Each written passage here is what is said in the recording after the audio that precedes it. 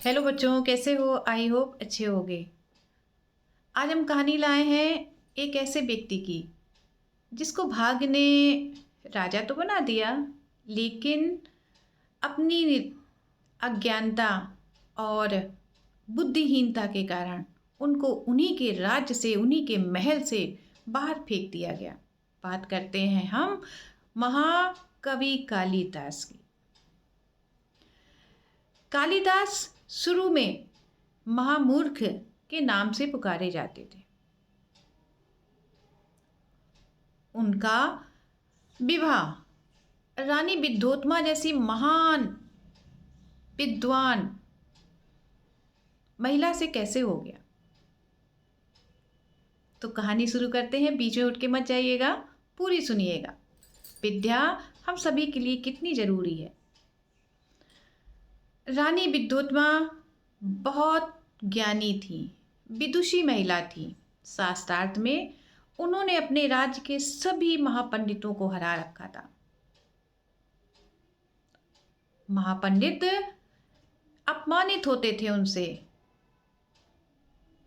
एक बार उन्होंने प्लान बनाया, योजना बनाई कि कैसे हम इस महान विदुषी महिला का विवाह महान मूर्ख से कराते। उन्होंने अपने राज्य के उस व्यक्ति को ढूंढा जो महामूर्ख के नाम से जाना जाता था। उन्होंने देखा कि महामूर्ख जिस डाल पर बैठे हैं उसी को काट रहे हैं। उनको लगा कि हमको हमारा मनचाहा व्यक्ति मिल गया। उन्होंने महामूर्ख से पूछा, शादी करोगे, राजा बनोगे? महामूर्ख तैयार हो गए। हाँ हाँ, क्यों नहीं करूंगा, मैं तो राजा बनूंगा। तो उन्होंने कहा, ठीक है, जैसा हम कहें वैसा ही करना। महापंडित उसको बढ़िया साफ सुथरा करके, खूब साफ सुथरे कपड़े पहना के, सर पे बड़ी सी खूबसूरत पगड़ी रख करके, माथे पे चंदन का टीका लगा करके रानी विद्योत्मा के सामने ले गए और कहा कि रानी, ये हमारे महागुरु हैं, अभी अभी हिमालय से आ रहे हैं। ये आपसे शास्त्रार्थ करेंगे, पर इनकी एक शर्त है। रानी ने पूछा, क्या शर्त? तो उन्होंने कहा कि ये 1 महीने का मौन व्रत रखें और आपसे संकेतों के आधार पर शास्त्रार्थ करेंगे। रानी विद्योत्मा परम विदुषी थी, बहुत विद्वान थी। समझ गई कि ये कोई बहुत पहुंचे हुए ज्ञानी है। उसने हाँ कर दी। शास्त्रार्थ शुरू हुआ। रानी ने अपनी एक उंगली उठाई, महामूर्ख थे, उन्होंने अपनी 2 उठाई।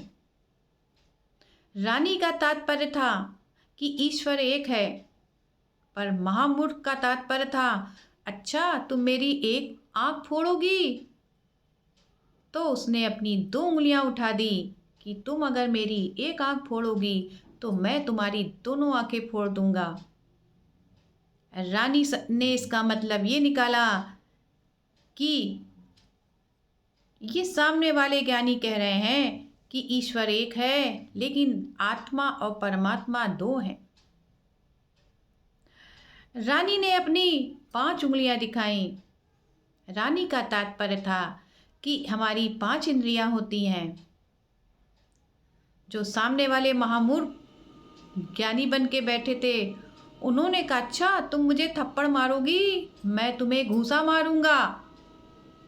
रानी ने इस घूंसे का तात्पर्य समझा कि इंद्रियां जरूर 5 होती हैं, पर उन्हें संयम के द्वारा जीता जा सकता है।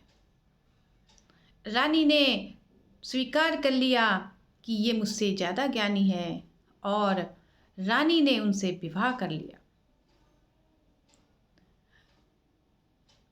क्योंकि रानी ने एक घोषणा ऐसी कर रखी थी कि जो भी व्यक्ति मुझे शास्त्रार्थ में पराजित करेगा, मैं उसी से विवाह करूंगी। रानी को नहीं पता था कि मैं जिस व्यक्ति से विवाह कर रही हूं वो परम मूर्ख है। जो महागुरु थे, जो राज्य के महागुरु थे जिन्होंने रानी से बदला लेना था। उन्होंने महामूर्ख को कह रखा था कि तुम बोलना नहीं, जिस दिन तुम बोले उसी दिन तुमको उस महल से भगा दिया जाएगा, निकाल दिया जाएगा। हो सकता है तुम्हें फांसी की सजा दे दी जाए छल करने के लिए। तो जो महामूर्ख ज्ञानी बने थे वो बिल्कुल चुप रहते थे, खाने को अच्छा अच्छा भोजन मिलता था और महल में सारे सुख आराम थे। एक दिन, अब उनकी पोल कैसे खुली? एक दिन वो महल की खिड़की पर खड़े थे, झरोके पर खड़े थे और सामने से बहुत सारे ऊँटों का रेला चला जा रहा था। रेला का मतलब काफिला जा रहा था, बहुत सारे हजारों की संख्या में ऊँट थे। उस समय के काल में लोग संस्कृत में बात करते थे। संस्कृत एक बहुत ही अच्छी भाषा समझी जाती थी। जो जितने भी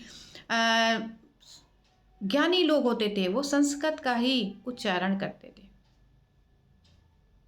काफिला जा रहा था ऊँटों का। रानी ने कहा कि महाराज देखिए कितने सारे ऊँट उष्ट्र जा रहे हैं। ऊँट नहीं कहा उन्होंने, संस्कृत में कहा कि कितने सारे उष्ट्र जा रहे। कालिदास ने जैसे ही देखा, महामूर्ख तो थे ही, खुशी से उछलने लगे ताली बजा के और भूल गए कि मुझे तो मौन रहने को कहा गया है। और उन्होंने कहा उठ उठ उठ उठ। एक शब्द का गलत उच्चारण। रानी ने कहा नहीं महाराज, उट्र नहीं उष्ट्र। पर उन्हें तो ज्ञान नहीं था ना। वो उट्र उट्र चिल्लाते रहे ताली बजा के, अपनी खुशी दिखाते रहे और ये खुशी उनके जीवन की अंतिम खुशी थी। महारानी समझ गई, विद्वान थी ना। अरे बाप रे, मेरे साथ छल हुआ। उन्होंने अपने पति महामूर्ख को तो धिक्कारा, आपने मेरे साथ छल किया, अब आप मेरे पति नहीं रहे, आपने धोखे से मेरे साथ विवाह किया। और उन्होंने महामूर्ख को महल से बाहर निकलवा दिया। महामूर्ख पत्नी के द्वारा अपमानित होने पर बहुत दुखी हुए और वहीं पास के काली के मंदिर में शरण ली। रात भर काली माता के सामने वो अपना दुख व्यक्त करते रहे। कहते हैं कि उस दिन के बाद उसी रात काली माँ ने उन्हें दर्शन दिए और उन्हें विद्या का ज्ञान दिया। और आगे चलकर कालिदास ने इतने प्रसिद्ध संस्कृत के ग्रंथ लिखे कि पूरी दुनिया में उनका नाम हो गया, महाकवि कालिदास।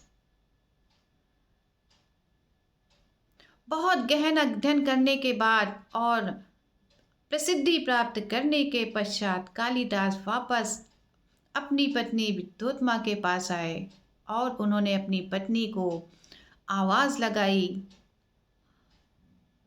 विद्योत्मा ने दरवाजे से ही समझ गई कि कोई प्रकांड पंडित आया है। उसने जाके अपने पति का स्वागत किया और इस प्रकार से एक महामूर्ख अपनी लगन, आस्था और विश्वास से महाकवि कालिदास के रूप में प्रसिद्ध हुए। तो बच्चों, कहानी आपको कैसी लगी? इसीलिए कहते हैं सही उच्चारण किया करिए, नहीं तो आपको भी कोई महामूर्ख समझेगा। शुद्ध उच्चारण हमारी पहचान है, हमारा व्यक्तित्व दिखाती है। तो शुद्ध उच्चारण पर बहुत फोकस करिए। अशुद्ध उच्चारण हमें अनपढ़ बताती है। तो कहानी आपको कैसी लगी? अच्छी लगी तो लाइक करें, शेयर करें और सब्सक्राइब करें।